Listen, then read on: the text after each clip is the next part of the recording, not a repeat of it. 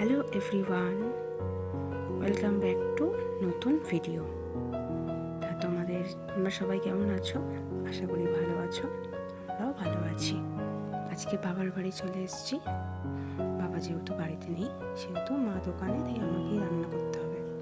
তাই জায়গাটা একটু নতুন, তোমরা মানিয়ে নাও। তো আজকে রান্না হচ্ছে ভাত আর ডিমের ঝোল। তো আমাদের বাড়িতে শিলেই বাটা হয়, তো ওই জন্য আমি শিলেই সব বেটে নিচ্ছি। আদা, পেঁয়াজ, রসুন, লঙ্কা, জিরে গুঁড়ো সব শিলে বেটে নিচ্ছি। তো শিলে বাটা আমার কমপ্লিটই, এখন লঙ্কাটা বাটলেই হয়ে যায়।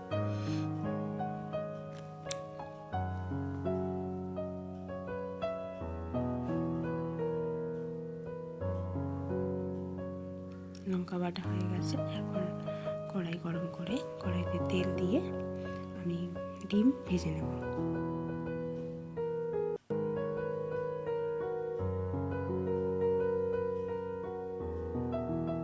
আজকে হাঁসের ডিম রান্না হচ্ছে বাড়িতে।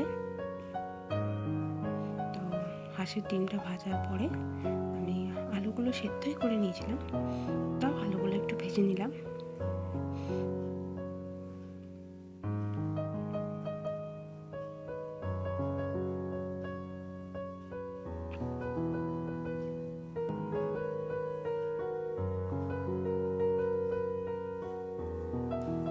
আলু আর ডিম ভাজা আমার কমপ্লিট হয়ে গেছে। আবার একটু তেল দিয়ে আমি জিরা, লঙ্কা, তেজপাতা ফোড়ন দিয়ে আমি আবার পেঁয়াজটা ভেজে নিচ্ছি।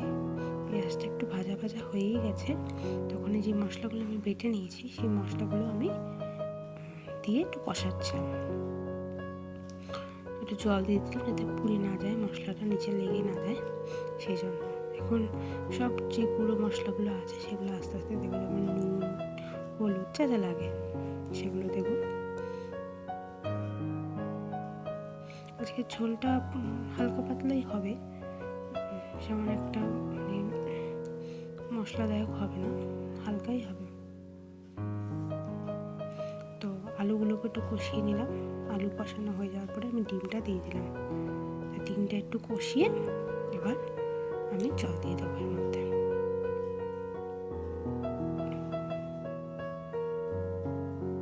তো জল দিয়ে দিয়েছি, এখন ফুটতে দিই।